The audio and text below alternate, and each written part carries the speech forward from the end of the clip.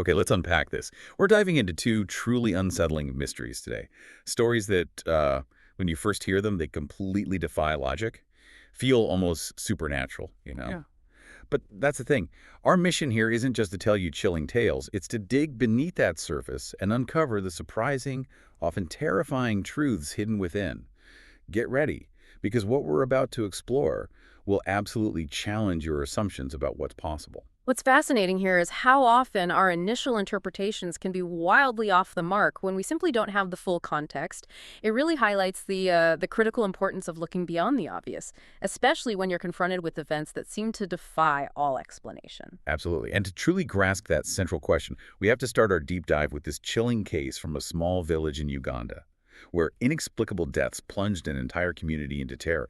And it was initially blamed on, well, a demon. And then we'll shift gears entirely, heading to a remote Arctic island. There, indigenous hunters made a horrifying discovery involving strange white men, the Kaluna, and an even stranger, deeply disturbing outcome that remained a mystery for over a century. Yeah. So for you, our listener, here's the central question we'll explore. What happens when the unknown is so terrifying that people accept the supernatural as the only answer? Until someone, just one person, dares to look closer. Let's start with Uganda. Imagine a small village, it's 2005. But for 14 long, horrifying years, stretching all the way back to 1991, an absolute terror had gripped this community. People were just vanishing, randomly going missing, only to turn up, horribly mutilated and deceased, or sometimes simply disappearing without a trace, never seen again.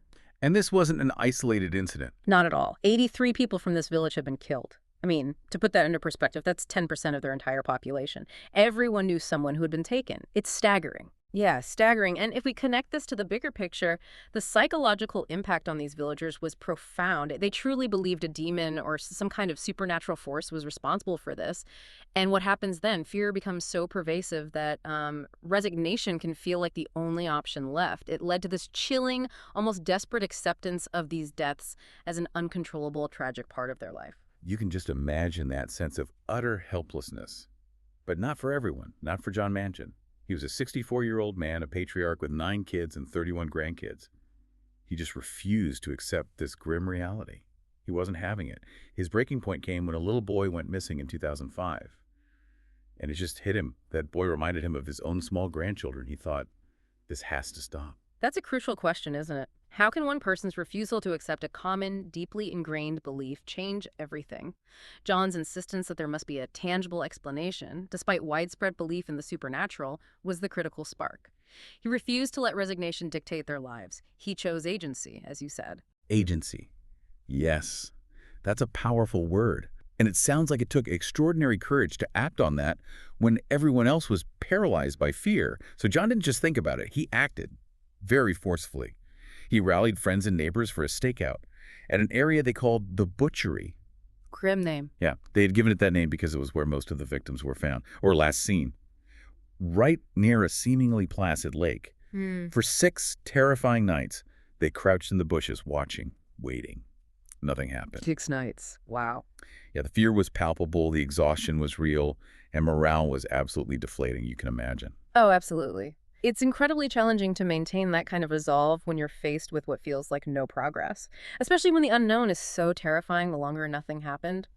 Well, the easier it was for that previous sense of resignation to creep back in. You can almost hear the villagers thinking, see, we told you it was a demon. Exactly. But on the crucial 7th night, John decided to do something different. He made a desperate move to entice whatever it was out of hiding.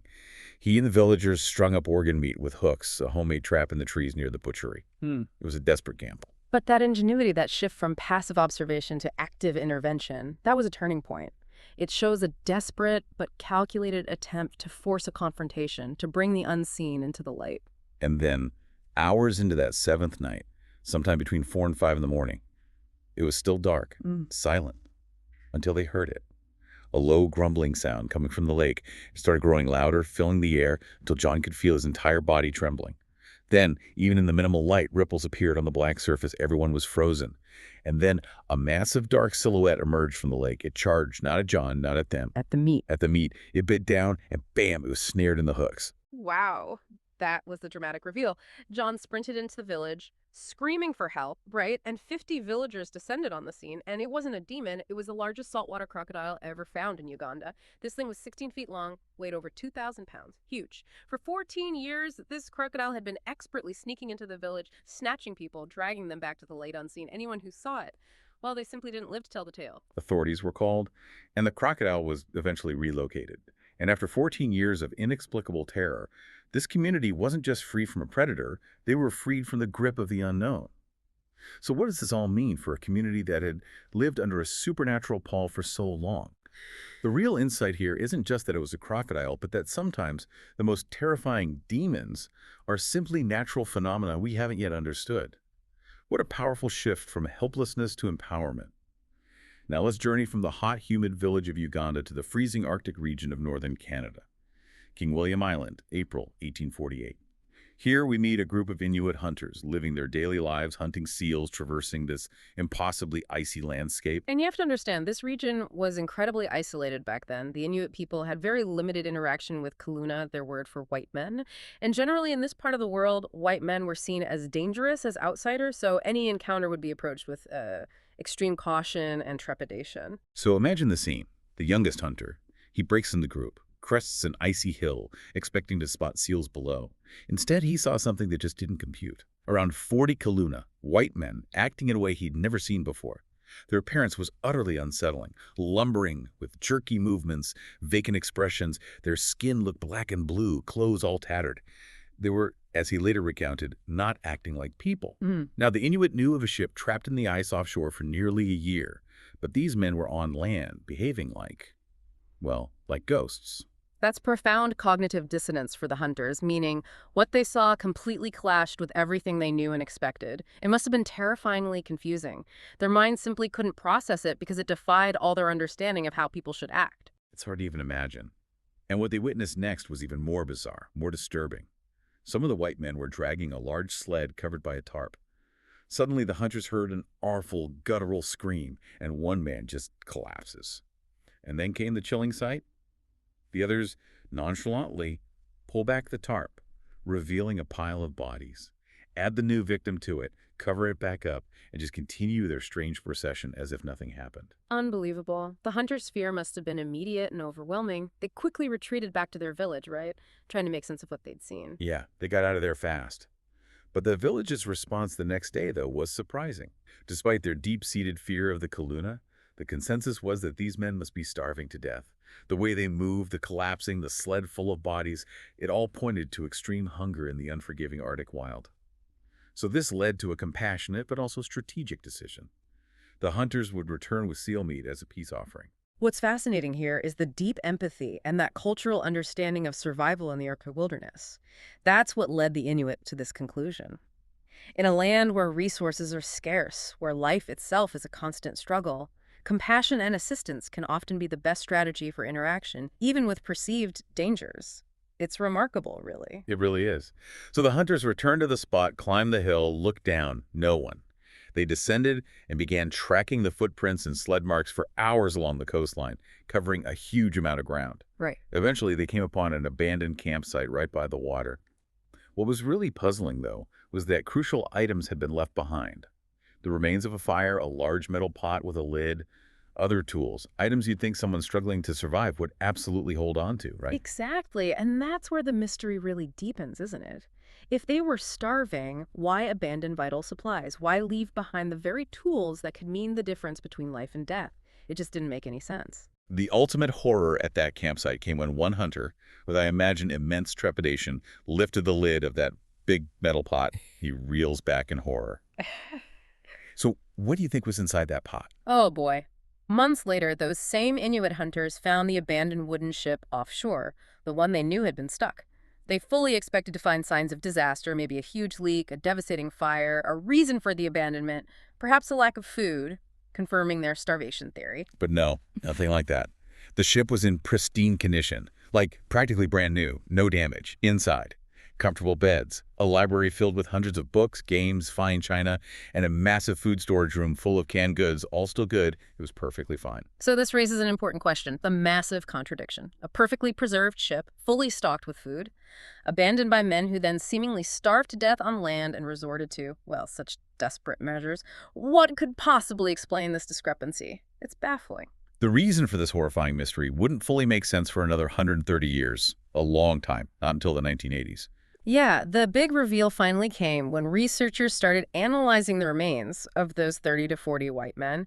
They turned out to be British explorers from the Franklin expedition, actually. And they discovered their canned food was tainted with lead, badly tainted.